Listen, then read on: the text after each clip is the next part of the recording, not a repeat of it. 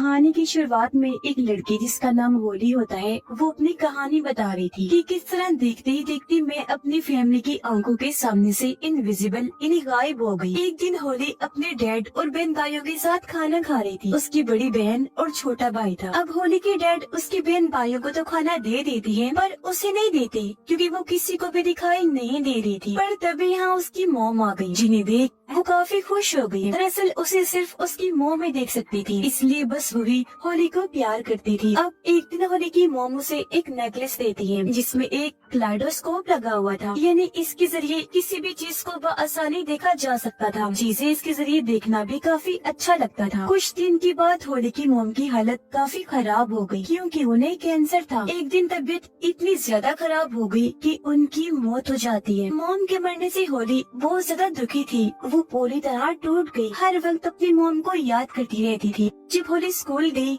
तो वहाँ भी हर कोई उसे नजरअंदाज कर रहा था। जाहिर है यहाँ भी वो सबके लिए इनविजिबल थी, किसी को नहीं दिख रही थी। होली ने देखा कि मेरी फैमिली मेरे कमरे को किसी स्टोर रूम की तरह इस्तेमाल कर रही है। वहाँ उन्होंने फजूल सामान रखा हुआ था, जो देखकर होली काफी टूट गई। उसे समझ नहीं आ रही थी कि इन हालात में क्या करूँ। होली का भाई दरअसल बेसमेंट में रहने लगा। उसे वीडियो आर्ट का काफी शौक था, जिसमें वो माहिर भी था। इसका ही पूरा सेटअप उसने वहाँ कर रखा था। होली की बहन ने भी शादी कर ली थी, जो अपने हस्बैंड के साथ हंसी खुशी रह रही थी। गरीब बात उसके डैड की, वो अभी भी एक इंश्योरेंस कंपनी में जॉब किया करती थी। अब ये सारी फैमिली आज भी साथ ही रह रही थी, जिन्हें देखकर हालांकि होली खुश तो होती है, लेकिन इस बात से भी वो उदास थी कि इन लोगों में मैं नहीं हूँ। अब ऐसे ही घूमते भागते हुए एक दिन उसे एक बिल्डिंग में घर मिल जाता है, जहाँ वो रहना शुरू कर देती है। अब वो अपने इनविजिबल होने का फायदा उठाकर जासूस का काम करने लगी, जिससे कि सेलिब्रिटी और एक्ट्रेस वगैरह अगर किसी के साथ ताल्लुक में होते तो ये उनकी तस्वीर बनाकर एक न्यूज रिपोर्टर को सेंड कर दिया करती थी, जिसके बाद वो होली को पैसे भिजवा दिया करता था। इनविजिबल होने की वजह से होली जहाँ चाहे जा सकती थी। शर्म,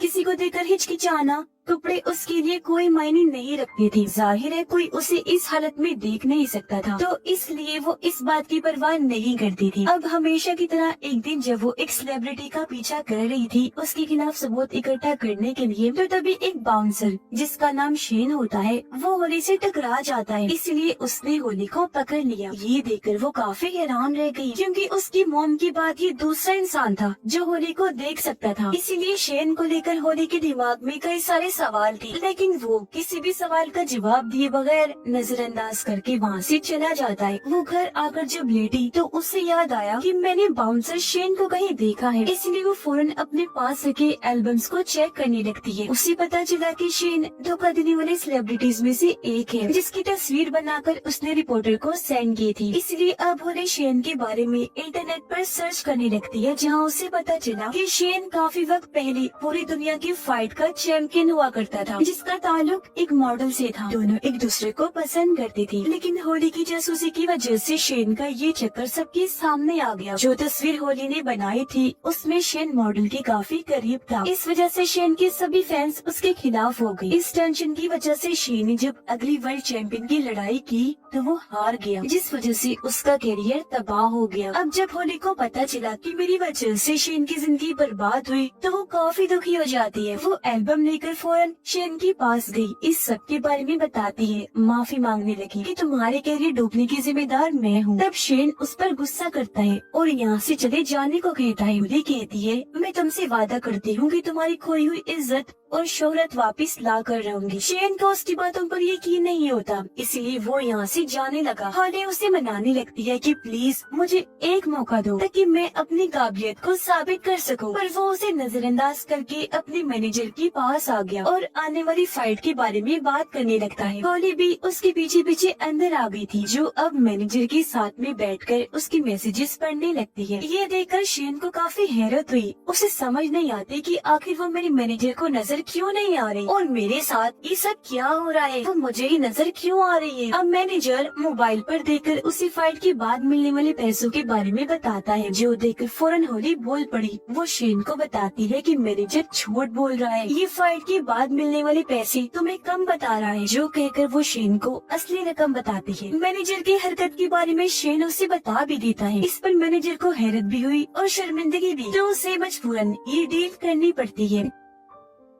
ये दोनों बाहर आ गए। यहाँ शेन सच में होली की महारत देखकर काफी हैरान रह जाता है। पूछने पर होली उसे बताती है कि मैं सिर्फ तुम्हें ही नजर आ रही हूँ। ये सुनकर शेन काफी हैरान रह गया और वो होली की बातों पर यकीन नहीं करता। तब होली अपनी बातों को ठीक साबित करने के लिए सामने से आने वाली एक गाड़ी के आगे आकर खड़ी हो जाती है। इससे पहले गाड़ी उसे टकराती, शेन सामने आकर होली को पकड़ के साइड में कर लेता है। अपनी तरफ से उसने होली को बचा लिया था, पर ड्राइवर ने गाड़ी रोक दी, जो शेन को ही सुनाने लगता है क्योंकि होली उसे कहीं भी दिखाई नहीं दे रही थी। इस बात से शेन को अब कहीं न कहीं लगने लगता है कि होली सच में सबको दिखाई नहीं दे रही। होली उसे कहती है, लगता है हम किसी वजह से एक दूसरे से जुड़े हुए हैं, तो हमें एक दूसरे की मदद करनी चाहिए। इस पर शेन उससे बात करने के लिए कहता है कि कल तो मेरे घर पर आ जाना, डिटेल से बात हम वहीं करेंगे। उसके वहाँ आने पर शेन का डॉग भी नहीं भौंकता, जो देखकर अब शेन को पूरी तरह यकीन हो गया था कि हाँ सच में वो इनविजिबल है। वो फिर होली को अपनी कहानी बताने लगता है कि जब मैं छोटा था तो मेरे सुतीले डैड ने घर से मुझे निकाल दिया था। घर से निकलने पर लोगों ने मुझे तंग करना शुरू कर दिया, जिस वजह से मैं हर वक्त परेशान रहने लगा। तब इस सब से बचने के लिए मैंने फाइट करना शुरू कर दी और बस तब से लेकर आज तक मैं फाइटर ही हूँ। वो फिर बताता है कि आज मेरी एक जगह पर फाइट है, जो देखने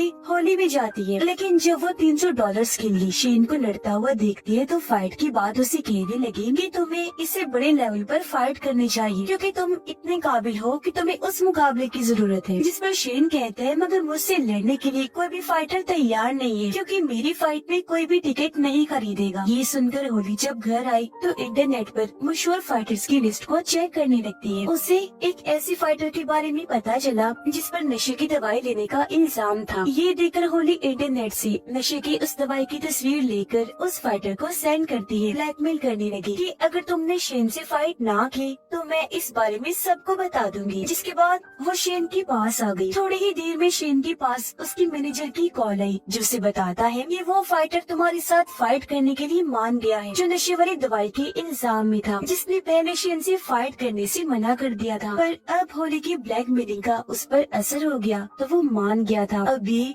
काफी बड़ी खुशखबरी थी, जिससे शेन काफी हैरान भी था, साथ ही खुश भी। और अब कुछ दिन के बाद होने वाली शेन की इस फाइट का चर्चा हर जगह होने लगता है, जिस वजह से वो भी काफी जोश और दम से फाइट की तैयारी करने लगता है। और अब आखिरकार वो दिन आ ही गया जब इनकी फाइट थी। रिंग में आकर दोनों लड़ने लगे, बुरी तरह एक दूसरे को पीट रहे थे। होली भी ये फाइट पास से देखना चाहती थी, लेकिन उसे भीड़ भाड़ में जाना पसंद नहीं था, इसीलिए वो शेन के घर बैठकर ही फाइट देख रही थी। फिर आखिरकार शेन इस फाइट को जीतकर सबको हैरान कर देता है। जीतने के बाद जब वो घर आया तो होली से मिलकर काफी खुश हो जाता है। ये दोनों अब जब खाना खा रही थी तो शेन होली से उसकी वजूद के बारे में पूछता है कि आखिर इनविजिबल होने की वजह क्या है, तुम क्यों किसी को नहीं दिखती। जिस पर होली उसे बुरा भला कहने लगी, क्योंकि उसे लग रहा था कि शेन मेरी बेइज्जती कर रहा है। पर शेन उसे गले से लगाता है, कहने लगा कि देखो मैंने ये साबित कर दिया है कि मैं तुम्हारा मजाक नहीं उड़ा रहा। ये दोनों गले से लगे ही हुए थे कि तभी एक कैमरामैन आकर इनकी तस्वीर बना लेता है, क्योंकि शेन के साथ वहाँ होली का बस शैडो साया ही नजर आ रहा था। ये देख शेन जल्दी से भागा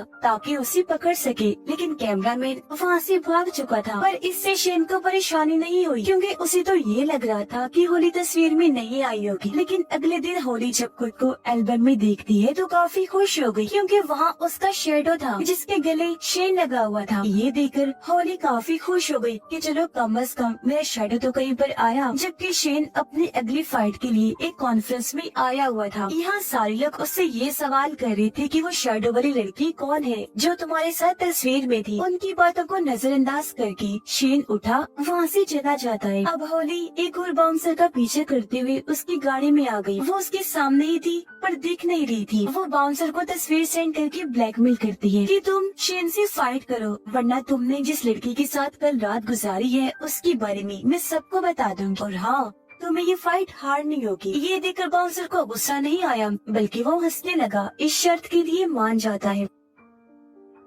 रात को होली जब शेन के साथ थी तो तभी यहाँ उसकी दोस्त इन्हीं मॉडल की कॉल आई, जिसके साथ ही शेन की बदनामी हुई थी। वो उसकी आने वाली फाइट के लिए हौसला अफजाई करती है, साथ ही पिछली फाइट जीतने पर मुबारकबाद भी देती है। अब जब होली को ये पता चला कि शेन की दोस्त मॉडल फिर से उसकी जिंदगी में आ रही है तो होली काफी उदास हो गई, क्योंकि कहीं न कहीं वो शेन को पसंद करने लगी थी। जिसके बाद फाइट का दिन आ गया जहाँ शेन आसानी से बाउंसर को हरा देता है और अब होली शेन की फाइट की अफवाह एक काफी बड़ी फाइटर के साथ उड़ाती है। उस फाइटर का नाम अटीला था। ये खबर मिलते ही अटीला का मैनेजर उसे इस बारे में बताता है, जिस पर अटीला शेन के साथ लड़ने से साफ साफ मना कर देता है। मौका पाकर होली अटीला के घर घुस गई थी। वो हर जगह उसे ब्लैकमेल करने के लिए कोई क्लू ढूंढने लगती है, लेकिन उसे वहाँ ऐसा कुछ भी नहीं मिलता। अब होली को अपने घर वालों की याद आ रही थी तो उन्हें देखने वो अपने घर गई। उसे पता चला कि मेरी बहन माँ बनने वाली है, लेकिन किसी वजह से वो ये बात अपने हस्बैंड को बताना नहीं चाहती। अब होली जब शेन से मिलने बार में गई तो वहाँ उसे मॉडल के साथ बैठा हुआ पाती है। ये देखकर वो काफी दुखी हो गई, यहाँ से जाने लगती है। तब उसके पीछे पीछे शेन भी आया, कहता है देखो होली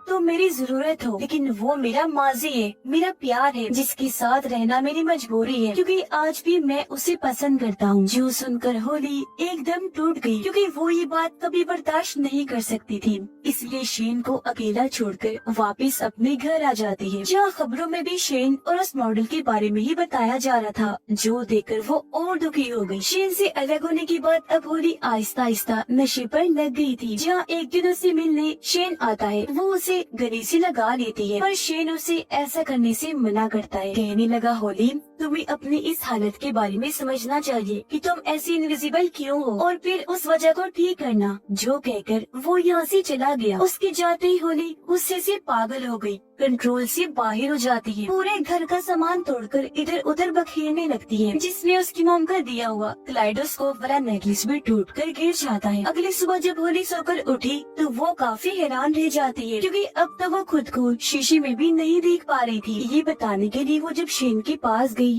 तो अब वो उसे भी दिखाई नहीं दे रही थी, जिस वजह से वो काफी चौंक गई। पूरे शहर में घूमने लगती है, क्योंकि उसे कुछ समझ नहीं आ रही थी कि मैंने करना क्या है। उधर मॉडल शेन की ट्रेनिंग देखकर काफी खुश हो जाती है, कहने लगी कि मुझे लगता है तुम इस बार अटीला से भी जीत जाओगी, क्योंकि हारने वाले लोगों से मैं ताल्लुक नहीं रखती। ये सुनकर शेन को अजीब लगा। वो कहते हैं कि अगर मैं हार गया तो क्या तुम मुझे छोड़ दोगी? वो बातों को टालने लगती है। अरे नहीं नहीं, मैं तो बस मजाक कर रही थी। पर क्योंकि शेन को उस पर शक हो रहा था, इसलिए वो यहाँ से चला जाता है। उधर होली ये फैसला करती है कि इससे पहले मैं हमेशा के लिए इनविजिबल हो जाऊँ, मेरा वजूद खत्म हो जाए, मैं आखिरी बार अपनी फैमिली से मिल आती हूँ। वो जब अपने घर गई तो पता चला कि उसकी बहन ने अभी तक अपने हस्बैंड को इस बारे में नहीं बताया कि मैं माँ बनने वाली हूँ। ये देखकर होली समझदारी से उसकी किट को अपनी बहन के हस्बैंड के सामने ले आती है, जिससे वो भी जान गया कि वो माँ बनने वाली है। उसे बहुत खुशी हुई, वो उसे गले से लगा लेता है। अब जब होली अपने भाई के पास गई तो उसने देखा कि कैमरा में मेरा भाई एक लड़की को देख रहा है, क्योंकि वो उसे पसंद करता था, पर अभी तक इस बारे में उसे नहीं बताया। ये देखकर होली जानबूझकर उस लड़की को नीचे गिरा देती है ताकि मेरा भाई उसे बात कर सके।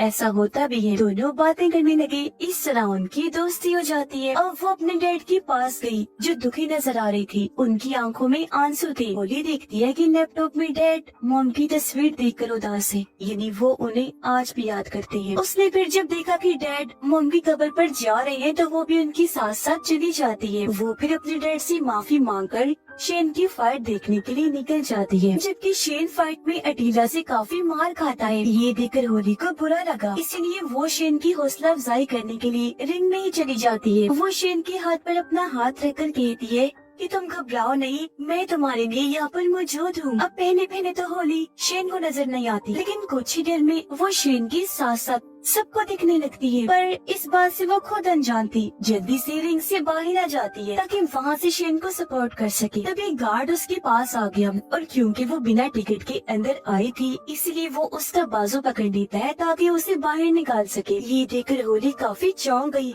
कि ये मुझे देख पा रहा है, इसलिए मुझे हाथ भी लगाया। और अब शेन कुछ पॉइंट्स की कम होने की वजह से अटीला से फाइट हार जाता है। मैच खत्म होने के बाद मॉडल उसके पास आकर शेन को हमदर्दी दिखाती है, पर वो उसे कोई बात किए बगैर वो उसे चला गया, क्योंकि अब वो होली को पसंद करने लगा था। इसलिए वो भागकर होली के पास गया जहाँ गार्ड उसे निकाल रहे थे। शेन उनसे कहता है कि रुक जाओ, ये मेरे साथ है, और अब वो होली को गले से लगा लेता है। दोनों फिर से गले से लग गए। इसके कुछ दिनों के बाद होली अपने डैड के सामने गई, जहाँ वो अचानक उसे देखकर हैरान तो थे, साथ ही बहुत खुश भी हो जाते हैं और अपनी बेटे को गले से लगा लेते हैं। और इसी के साथ इस फिल्म की कहानी भी यहीं पर खत्म हो जाती है।